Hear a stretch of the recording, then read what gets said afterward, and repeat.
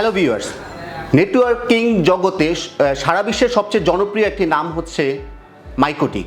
আর আমরা যদি বাংলাদেশের প্রেক্ষাপটে চিন্তা করে থাকি, সেক্ষেত্রে আমরা যারা আইএসপি বিজনেসের সাথে জড়িত বা নেটওয়ার্কিং বা বড় বড় অফিসের নেটওয়ার্কিংয়ের সাথে জড়িত, তাদের সবচেয়ে জনপ্রিয় একটি মাইক্রোটিকের ডিভাইস ছিল CCR1009।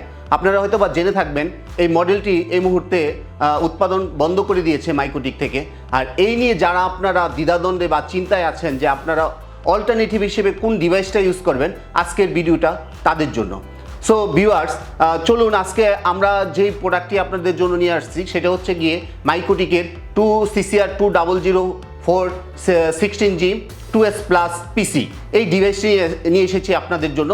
চলুন আজকে আনবক্সিং করে এটা দেখে নেওয়া যাক। তবে ভিডিওটি প্রথম থেকে শেষ পর্যন্ত দেখবেন, কারণ আমি শেষের দিকে আমাদের যে CCR1009 মডেলের সাথে এবং CCR2004 মডেলের কি একটা পার্থক্য আছে বা কি মানে আপনি সহজে বুঝতে পারবেন যে কতটুকু ডিফারেন্স করা হয়েছে ডিভাইসটিতে, তা আমরা আপনাদেরকে বলে দেব।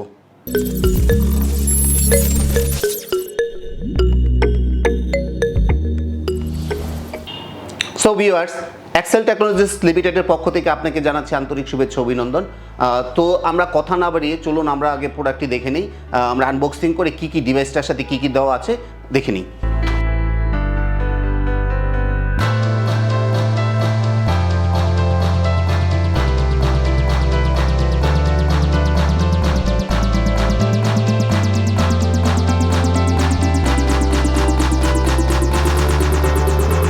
সো ভিউয়ার্স, আনবক্সিং করার পর আমরা যা যা পেলাম: manual guide, power adapter, rack mounting kit,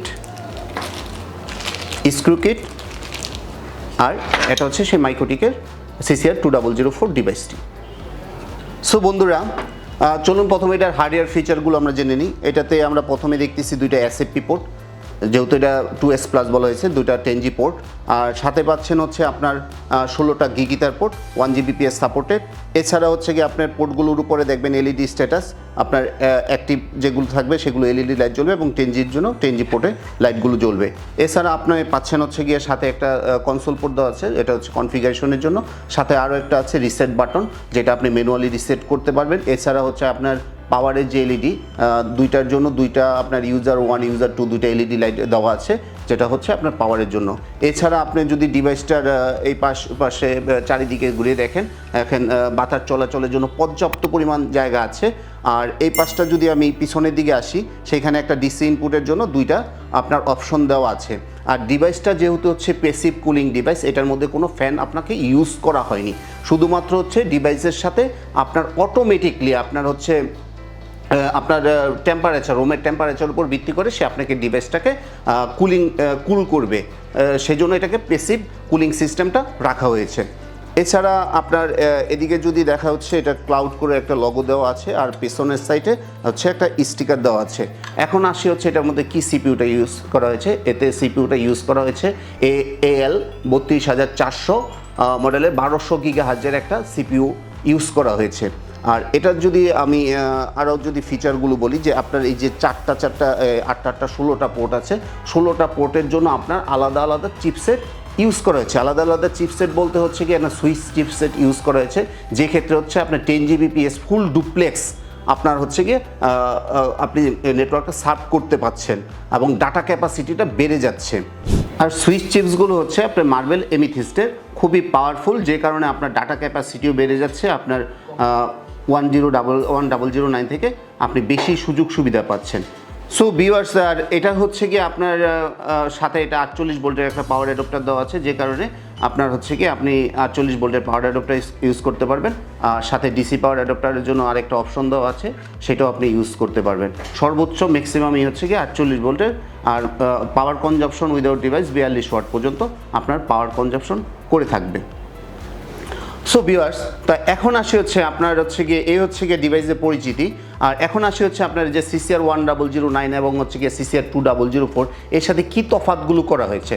প্রথম যেমন তফাৎগুলো করা হয়েছে, যেমন হচ্ছে গিয়ে আপনার যদি আমি SFP 10G পোর্টের কথা বলি, সেক্ষেত্রে আপনার 1009-এ SFP পোর্ট ছিল আপনার একটা, আর এটার মধ্যে দেওয়া হয়েছে আপনার দুটা, মানে 10G পোর্ট আপনি দুটো পাচ্ছেন। আর আগেরটার মডেলটার মধ্যে 1009 মডেলের মধ্যে আপনি গিগ পোর্ট ছিল 60টা, সেই ক্ষেত্রে আপনি 16টা মানে টোটাল 16টা গিগ পোর্ট আপনি পেয়ে যাচ্ছেন। আর যেটা হচ্ছে অসুবিধার মধ্যে হচ্ছে কি আমরা যদি দেখি যে আসলে CCR1009 এর মধ্যে 1 নম্বর পোর্টটা ছিল পিউই ইনপুট, এই ক্ষেত্রে কোনো পিউই ইনপুটের জন্য সেই সুযোগ সুবিধাটা রাখা হয়নি। এটা শুধু ডিরেক্টলি যেটা হচ্ছে কি আপনার 1009 এ দুইটা পাওয়ার অ্যাডাপ্টার ইউজ করা যেত, এটার মধ্যে সেম দুইটা পাওয়ার অ্যাডাপ্টার আপনি ইউজ করতে পারবেন। আর মেন তফাৎটা যে জায়গাতে হচ্ছে, আগে আমাদের যে ক্যাপাসিটিটা ছিল সুইচের মাইক্রোটিকের 1009 সেটা হচ্ছে সিপিইউ বেস, যেটা ব্যান্ডউইথ ক্যাপাসিটি ছিল কম এবং হচ্ছে ইউজার ক্যাপাসিটি কম। আর এই ডিভাইসটার ক্ষেত্রে কি করা হয়েছে, 8টা পোর্টকে আলাদা করা হয়েছে বোর্ডের মধ্যে দুইটা সুইচ চিপসেটের মাধ্যমে।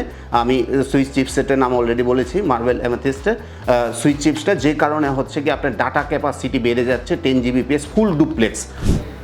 আপনি এই ডিভাইসটাতে আর যে সুবিধাগুলো পাচ্ছেন, CCR1009 র্যাম ইউজ করা হয়েছিল 1GB, আর এইটার মধ্যে র্যাম ইউজ করা হয়েছে DDR4 4GB র্যাম ইউজ করা হয়েছে। আর এছাড়াও হচ্ছে কি আপনার পোর্টের ক্যাপাসিটিও সেক্ষেত্রে বেশি, 16টা, আপনি আরও বেশি নেটওয়ার্কিং করতে পারবেন। আর ব্যান্ডউইথের ক্ষেত্রে যদি আমি বলতে চাই, ব্যান্ডউইথ আমাদের সবারই একটা রিকোয়েস্ট থাকে যে আসলে এটার মধ্যে ব্যান্ডউইথ ক্যাপাসিটি কীরকম। এটা মোটামুটি হচ্ছে গিয়ে 600 থেকে 700 MB পর্যন্ত ব্যান্ডউইথ ক্যাপাসিটি আছে, যেটা আগেরটার মধ্যে ছিল 300 থেকে বা 350 থেকে 500 MBPS। আর ইউজার ক্যাপাসিটি মোটামুটি 600 থেকে 700, আর যেটা আগেরটার মধ্যে ছিল 300-400 বা 500 হলে আপনার সিপিইউ হাই যেত। সেই সুবিধাটার অসুবিধাটা থাকতেছে না এটার মধ্যে। এটা আপনি যদি বলতে চান সেটা হচ্ছে গিয়ে 1009 থেকে মোর দেন 3 গুণ বেশি ক্যাপাসিটি সম্পন্ন এবং ফাস্টার। সো ভিউয়ার্স, আজ এই পর্যন্তই।